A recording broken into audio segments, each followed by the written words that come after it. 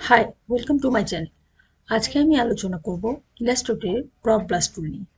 তো ব্লব ব্রাশ টুলটি কোথায় থাকে?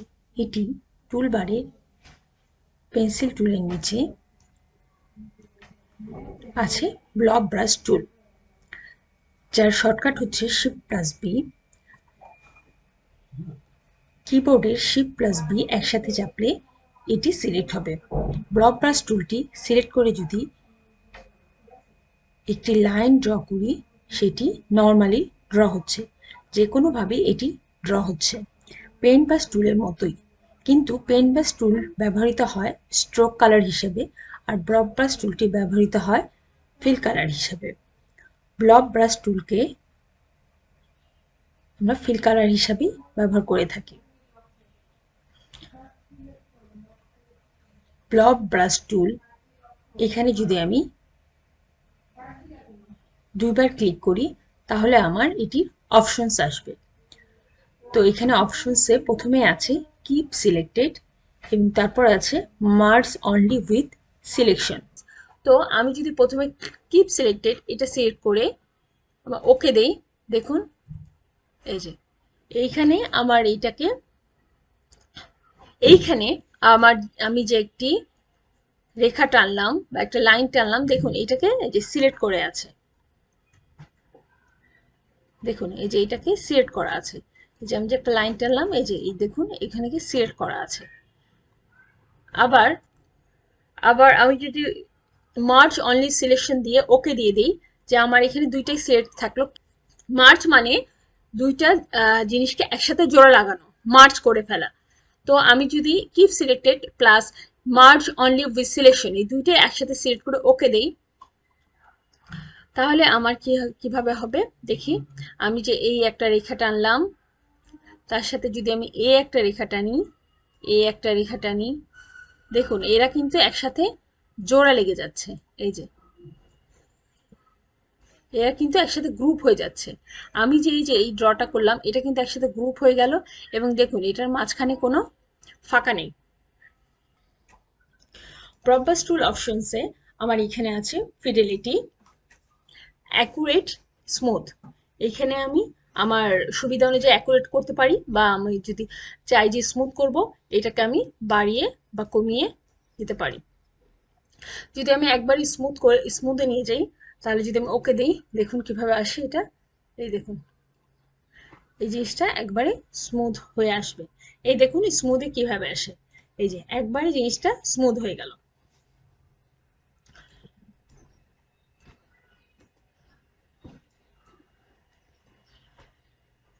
তো অপশনসে আর কি আছে আমি দেখি।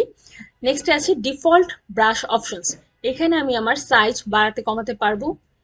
এই যে এটার সাইজ আমি বাড়াতে কমাতে পারবো, যে এই রাউন্ডনেস, এই ব্রাশের সাইজটা বাড়াতে কমাতে পারবো। নিচে আছে অ্যাঙ্গেল, অ্যাঙ্গেল আমি এটা কোন অ্যাঙ্গেলে আমি আনতে চাই সেই অ্যাঙ্গেলটা চেঞ্জ করতে পারবো। আর আছে রাউন্ডনেস, আমার এই অ্যাঙ্গেলটা প্রবাস টুল অ্যাঙ্গেলটা এখন কাজ করবে না, কারণ এখন এটা রাউন্ড আছে, ফুল রাউন্ড সার্কেল। কিন্তু যখন আমি এটা রাউন্ডনেসটা চেঞ্জ করব, তখন আমার এই অ্যাঙ্গেলটা দেখুন কাজ করছে। এই যে এখন আমি যদি এইভাবে ওকে দেই, দেখাই আপনাদেরকে জিনিসটা কেমন হলো।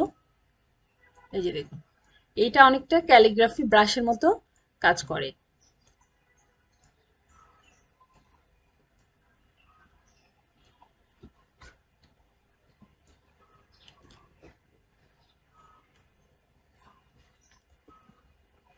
আমি যদি এটার দেখুন, এই ব্রাশটা অনেক বড়, আমি যদি এই ব্রাশটার ছোট করতে চাই, তাহলে আমি কিবোর্ডের থার্ড ব্র্যাকেটে বাম পাশের প্রথম থার্ড ব্র্যাকেটটা যদি চাপি, দেখুন এটা আস্তে আস্তে ছোট হয়ে যাচ্ছে।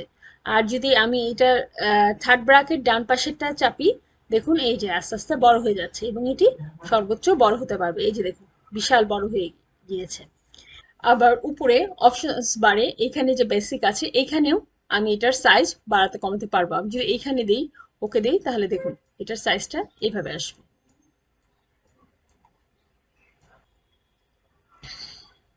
যদি আমরা একটি রাউন্ডেড রেক্টেঙ্গেল টুল নিই, এই যে এখানে একটা রাউন্ডেড রেক্টেঙ্গেল টুল নিলাম,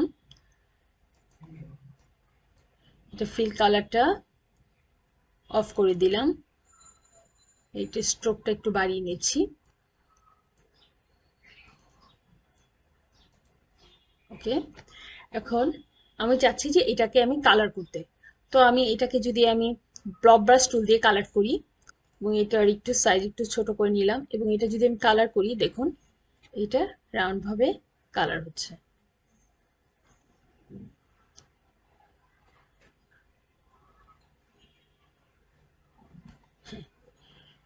এখন আমি যদি চাই যে ভিতরের এই যে সাদা অংশটা এটা আমি ডিলিট করে দিব, তাহলে আমি ডিরেক্ট সিলেকশন টুলে এসে এটাকে ক্লিক করব এবং আমি ডিলিট অপশনে যাব।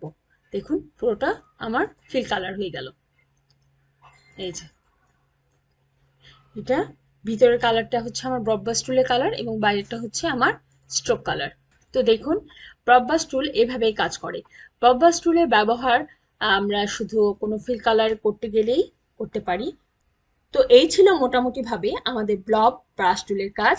আশা করি সবাই আমাদের পাশে থাকবেন, ভিডিওটি লাইক করবেন এবং শেয়ার করবেন, এবং চ্যানেলটি অবশ্যই সাবস্ক্রাইব করে রাখবেন।